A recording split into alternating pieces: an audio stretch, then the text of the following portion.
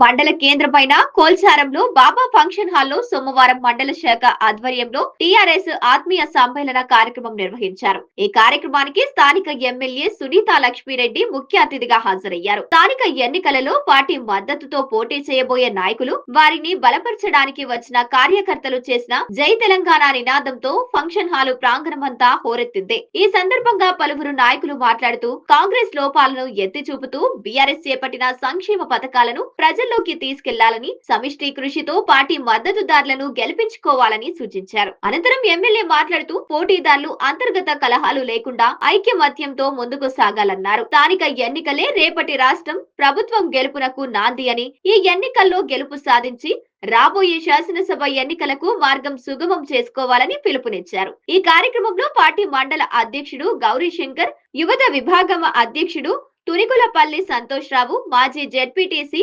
Meghamala Santosh Kumar, MPP Manjula Kashinath, senior నాయకులు, కార్యకర్తలు పాల్గొన్నారు. మన ఊర్లో ఏ పని చేయించుకోవాలన్నా, ఏ చేయాలన్నా మనకు మంచి చేసే వాళ్ళే కావాలి.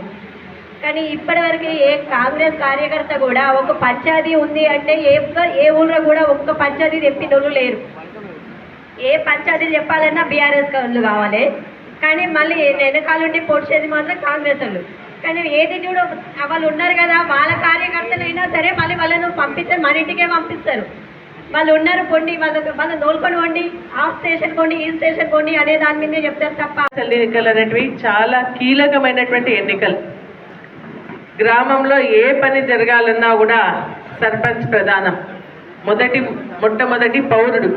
కాబట్టి గ్రామానికి సంబంధించినటువంటి అన్ని సమస్యల పరిష్కారానికి కానీ, మాలాంటి వాళ్ళుగా ఎవరైనా పోయినా కూడా, మనకి ఏదైనా సమస్య వచ్చినా కూడా మనం ఎవరి దగ్గర పోతామంటే ఫస్ట్ సర్పంచ్ దగ్గర. కాబట్టి అటువంటి సర్పంచ్ ఎన్నికల్లో మనం తప్పకుండా మీరందరూ మాట్లాడినట్టుగా చెప్తున్నటువంటి విధానాన్ని చూస్తే మెజారిటీ సర్పంచ్లు మనం గెలవబోతామన్నటువంటి స్పష్టంగా అర్థమవుతోందని చెప్పేసి నేను తెలియజేస్తా ఉన్నా. ఎందుకంటే మీరందరూ ఇట్లా మాట్లాడుతూ ఉన్నారు, మేము ఖచ్చితంగా ఏకాభిప్రాయంతో ఉన్నాం. గ్రామంలో మేము ఒక్కరినే సర్పంచ్ క్యాండిడేట్ని పెట్టుకుంటున్నాం, వారిని గెలిపించుకొని తీసుకొస్తామని చెప్పేసి చెప్తున్నారు. చాలా చాలా సంతోషం అని చెప్పేసి కూడా నేను ఈ సందర్భంగా తెలియజేస్తాను. మనది 3వ విడతలో ఉంది సర్పంచ్ ఎన్నిక. మరి 3వ తారీఖు నుంచి నామినేషన్స్ ప్రారంభమవుతా ఉన్నాయి, 17వ తారీఖున ఎన్నికలు ఉన్నాయి. కాబట్టి నేను మీ అందరూ కూడా విజ్ఞప్తి చేసేది ఏంటంటే కార్యకర్తలకు, నాయకులకు, అదేవిధంగా ముఖ్యులందరికీ కూడా మరి ఈ 15 రోజులు మనకు ఉన్నటువంటి పనులన్నీ కూడా పక్కకి పెడదాం. కోతలు ఉండే మొన్నటి వరకు, కానీ కోతలు కూడా అయిపోయినాయి.